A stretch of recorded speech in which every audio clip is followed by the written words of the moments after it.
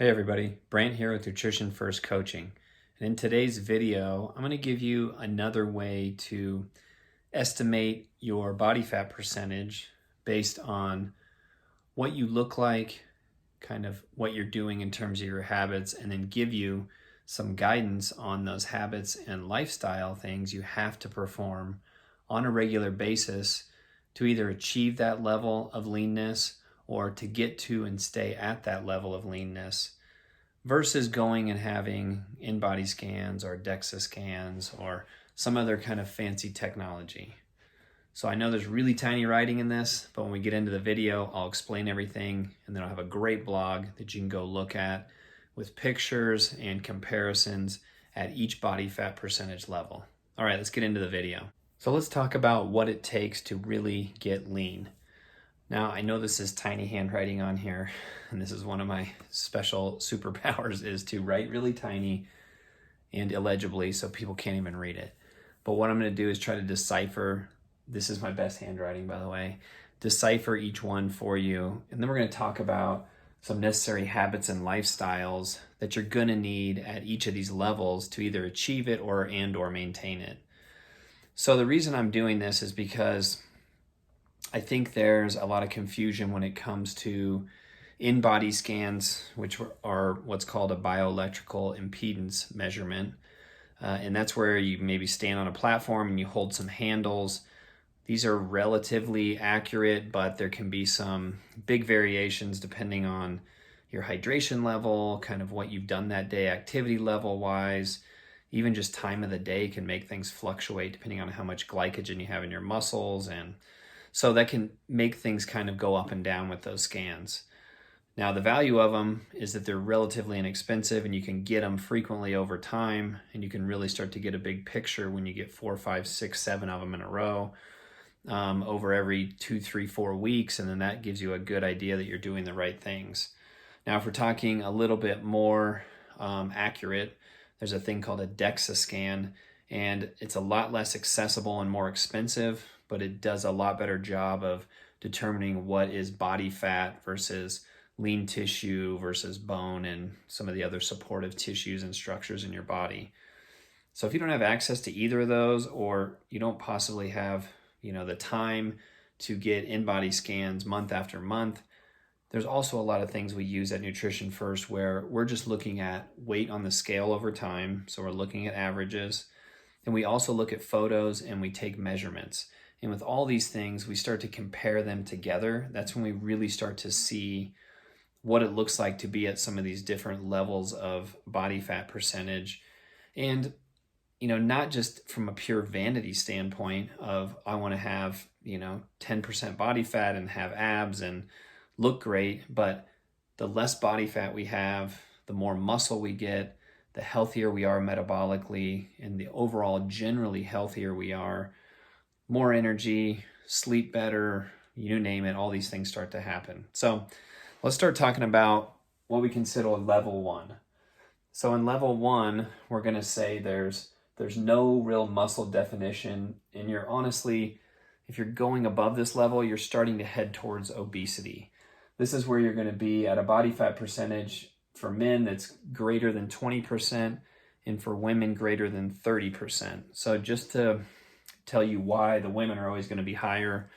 Women always retain more body fat for reproductive purposes, for breast tissue, for tissue around the uterus, things that they need to be healthy metabolically and reproductively and hormonally. So they're always going to have a little bit higher body fat percentage than men.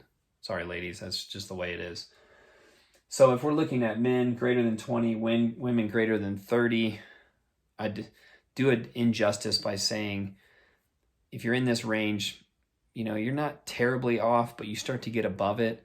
Men, when you hit the 24, 25% range, you're considered obese.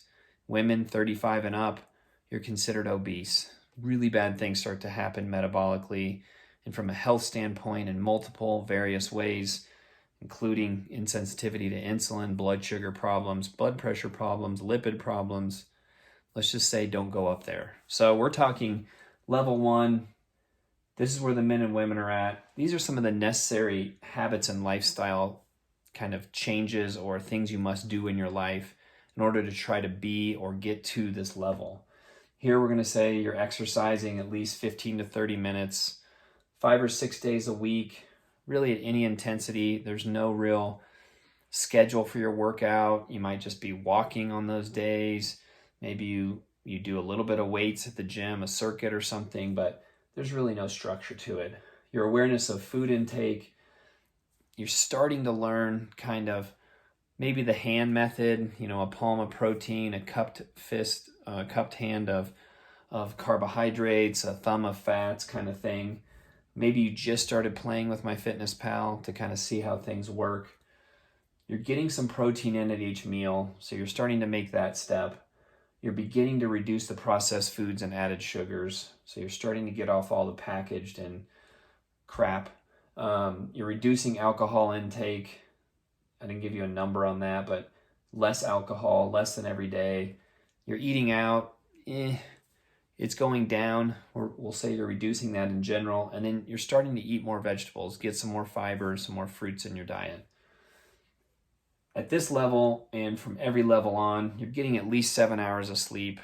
You're drinking at least half your body weight in water. And, those are some of those kind of baseline habits you just have in place and you're doing at that point. Now let's talk level 2. So level 2, you're on the high side of average. So not too much fat. Maybe you can start to see some abs depending on your genetic tendencies. Men are in the 16 to 20% range of body fat. Women are in the 25 to 30% range of body fat. Exercise, you're probably doing at least 30 minutes, 5-6 times a week, maybe only 1 or 2 days off. You're starting to do some resistance training and maybe have a little structure with your workouts. In terms of awareness around food, you're starting to track 60 or 70% of the time. And you're starting to, depending on your habits, you're starting to kind of maintain some of that and know some of the foods you need to eat. You're getting veggies with each meal, and you're still getting protein with each meal, and about half your body weight in ounces in water, at least 7 hours of sleep. No more than 5 drinks per week. So, there's not a lot of drinking, especially during the weekdays probably. You're only eating out 4 or 5 times a week away from home. You're not preparing meals. And that's where you start to lose control with some of the food you're eating and how many calories you're getting. So that's why I throw that in there as a marker. Now let's go to level 3. You're healthy and fit at this level. At this level, there's usually visible abs. This is a little bit genetically dependent. But now the men are in the 12 to 15% range of body fat. The women are in the 21 to 24% range of body fat. And by the way, for women, this is considered an athletic female. Same for the men. Exercise, 45 minutes or so, 5 to 6 days a week. Now you have a true plan to your exercise. You're maybe periodizing some weights in there. You're doing some more high intensity interval stuff. You're starting to either know what you're doing or you have somebody prescribing exercise for you and helping you that's a professional. Tracking 75 to 90% of the time, and you're hitting macros in your caloric needs and those macro numbers 85 to 90% of the time within 3 to 5 grams really consistently. So you're getting pretty dialed in at this point. 80 to 85% of your diet is whole unprocessed foods. This is where food quality starts to become a lot more of a thing, more important for sure. Now, no more than 1 to 2 drinks per week, and you're really only eating out 2 or 3 times a week. And you really know what you're doing when you eat out. You're making good choices, and it's usually a planned thing at that point. So now we're going to go to the level 4. This is what I call beach body fit. Not only 6-pack abs, you're starting to get some obliques in this area. Men, you're at the 9 to 11% range, and the women, the 18 to 21% range. Now you might notice these body fat percentages, the ranges get smaller and smaller. We're only in 3% window of body fat here. That's because so many more things need to happen. A little personal story on this one is I was like hovering in this 12 or 13% range, and I couldn't really figure out why I couldn't get a little bit lower. I was doing a lot of really good things. What I did figure out was one of these baseline habits was out of position. I wasn't getting enough sleep. I wasn't recovering well enough. This was keeping a little bit of low-grade inflammation in my body and just not allowing me to get rid of a little bit more body fat and to actually live in this 9 to 11% range. So once I did that, now I can maintain that level. And these are a lot of the things I do on a regular basis. Exercising 60 plus minutes, 5 to 6 times a week. I have longer days, shorter days, but I'm doing weights. I have a plan for everything. There's written in deload weeks. There's periodization of my exercise over each quarter and throughout the year. There's high intensity intervals. Everything has a plan to it with my exercise. Tracking 90+% of the time, and the macros are really dialed in. Now, I've done this for so long that I know a lot of these, and it's really pretty quick and simple to track things. I know the containers, I know how much goes in them, I know the weights, I've done it enough. 80 to 85% of the diet is whole unprocessed foods. I'm talking you're preparing stuff at home, you are eating lots of veggies, you're eating lots of fruits. You know, I have lots of tips for that, how to get good fruits, frozen fruits, how to get a lot of veggies in your diet. Every meal honestly has veggies with it. I'm really hitting the protein well. And I'm not only drinking half my body weight in ounces of water, I'm drinking close to my body weight in ounces on a daily basis, but that includes my exercise hydration as well. Macros are dialed in at 90% plus of the time, plus or minus 3 grams on whatever macro I'm looking at and measuring. And then I started doing active stress management practices and active recovery. What I mean by that is some form of stress management, whatever that is for you. For me, it includes reading, it includes low-level exercise. I've tried meditating and doing some of those practices as well. I'm not so great at them. I'll go back and forth with them. It includes playing some music, you know, whatever makes you relieve stress, whatever helps you in that area. Now, I really stopped this at level 4, but we could even say there's a level 5 and maybe even a level 6, but I don't even think that's applicable to most people. This is into the bodybuilding world. This is short periods of time. You can be in these really low body fat percentages, but you're not healthy at this point. You get under maybe 6 or 7% body fat as a male, and for women, again, it's different, but you get under about 15%. It's hard to really function well. You know, you're no longer having a menstrual cycle. Your body just can't give up the energy, and it doesn't produce the hormones correctly, and it's just nowhere you can live. So everybody I work with is in one of these 4 levels, you know, and some of them are in a level, you know, 0.5, and we're getting them to that level 1. We're putting these habits in place. But I just thought this was a neat way to look at it with the habits and the lifestyles, traits you need to have to be in these areas, to know that you're roughly in these body fat percentages. I'm going to put all this together in a really cool blog.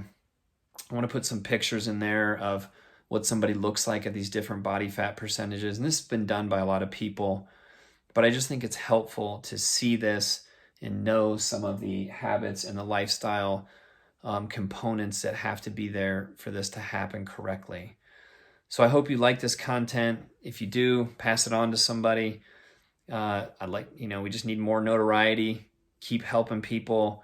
Keep helping people from the grassroots up. You know, we got to get people healthy. We got to get them out of the medical system. We got to get them losing weight, healthier in general, less inflammation, and then pass that on to everybody around them and just keep growing this message of health from nutrition and exercise.